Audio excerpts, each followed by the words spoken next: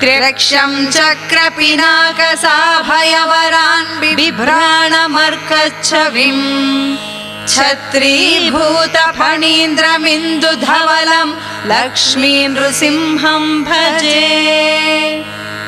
उपास्महे नृसिंहाख्यं ब्रह्मवेदान्तगोचरम् भयोल्लालितसंसारच्छेदहेतुं जगद्गुरुम्। पराशर उवाच मन्त्रज्ञानक्रियायोगसारभूतैश्च नामभिः ब्रह्मणा संस्तुतो विष्णुः सहस्रं तद्ब्रवीम्यहम्।